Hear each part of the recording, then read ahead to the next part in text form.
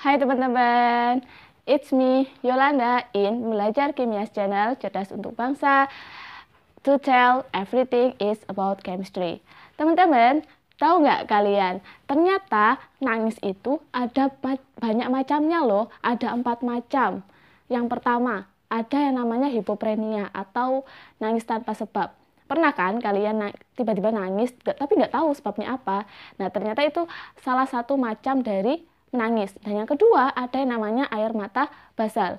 Jadi mata kita itu ada pelumasnya. Nah, pelumasnya itu yang namanya air mata basal. Dia membasahi dari bola mata ke kornea agar mata kita tidak kering.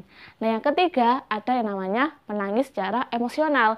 Nah, menangis secara emosional ini adalah menangis yang sering kita tahu.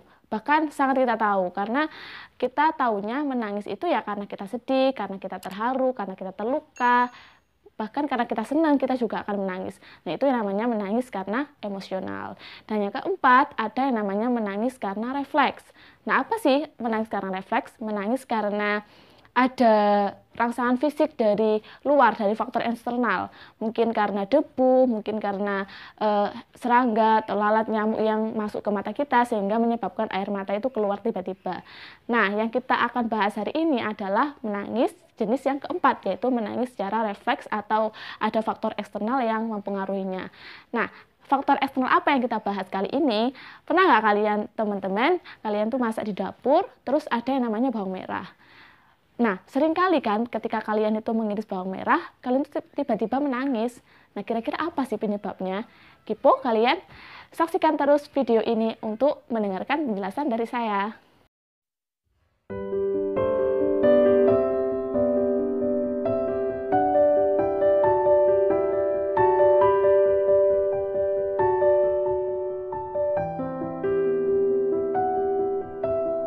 Oke guys, sekarang akan kita bahas tentang reaksi apa sih yang terjadi ketika kita itu mengiris bawang sehingga bisa menyebabkan kita menangis. Nah, saat kita mengiris bawang itu ada senyawa dalam sitoplasma, dalam sel umbi yang namanya, kita langsung gambarkan aja. Ini senyawa organik. Sudah pada tahu kan ini artinya apa? Jadi pada ujung-ujungnya ini karbon. Nah, karbon itu pasti akan mengikat hidrogen maksimal 4. Tapi di sini tidak saya gambarkan, langsung seperti ini saja biar sederhana. Senyawa ini termasuk senyawa golongan asam amino. Kenapa bisa tahu? Karena di sini ada ikatan peptidanya. Sudah tahu kan ikatan peptida? Ikatan kalau ada NH2 terus ada ikatan C pangkat 2 O. Sini ada OH-nya. NH2 zat OH. Jadi kan ada faktor amino. Namanya apa? Namanya di sini adalah senyawa enjen, isomer geometrinya E, terus isomer optiknya S. 1 propenil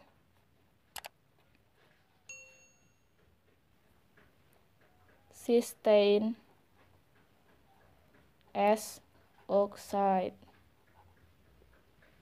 Nah, senyawa ini yang ada dalam bawang merah ini dia akan diubah oleh adanya enzim alinase. Oh iya, ini senyawa ini tuh ada nama lainnya. Nama lainnya itu senyawa alin. Senyawa alin diubah oleh enzim alinase menjadi senyawa yang namanya alisin, guys. Strukturnya seperti ini. S OH. Jadi awalnya di sini dia S muatannya minus, positif minus, terus diubah menjadi senyawa dengan SOH. Namanya ini tetap, isomernya tetap E. 1 propen sulfurik acid atau yang disebut dengan senyawa alisin.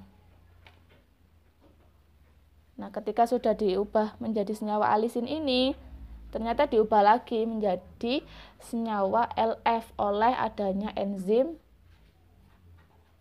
LFS. Jadi dalam bawang merah ini banyak enzim, ada enzim alinase, ada enzim LFS atau panjangannya lactatory factor sintase.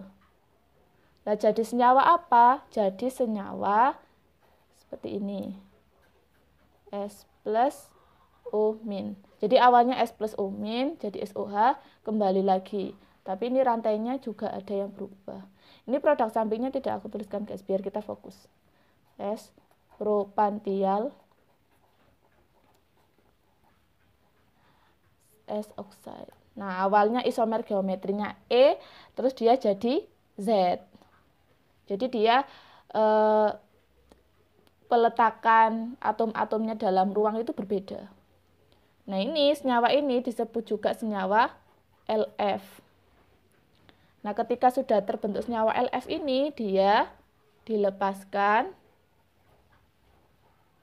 ke udara. Setelah itu, dia akan berinteraksi dengan yang namanya kelenjar lakmar. Jadi dalam mata itu ada yang namanya kelenjar lakmar. Nah, ini lactatory factor berinteraksi dengan kelenjar lakmar. Nah, apa akibatnya? Oh iya, kelenjar lakmar ini ada di dalam mata. Akibatnya akan terjadi suatu iritasi mata, guys. Nah, setelah terjadi iritasi mata, apa akibatnya? Akibatnya maka mata itu bisa mengeluarkan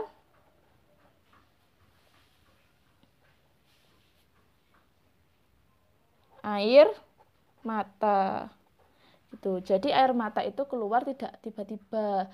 Jadi ada senyawa yang menginisiasi dia ke mata, terus terjadi iritasi, baru dia bisa mengeluarkan suatu air mata gitu. Nah, teman-teman, that's all for my explanation about kenapa sih kita itu menangis saat kita itu mengiris bawang. Nah, jika kalian masih ada yang ingin diketahui, masih ada pertanyaan atau yang dibingungkan, boleh banget kalian tulis di kolom komentar di bawah ini. Atau jika kalian ingin bertanya tentang kimia yang lain selain materi di video ini, gak apa-apa banget DM IG kami di @belajarkimia. Terus jangan lupa untuk subscribe channel ini agar channel ini semakin bermanfaat dan semakin berkembang luas. Dan jangan lupa juga untuk share video ini ke teman-teman kalian. Terima kasih atas perhatiannya, semoga bermanfaat meskipun hanya sedikit yang saya bahas. Terima kasih, bye teman-teman.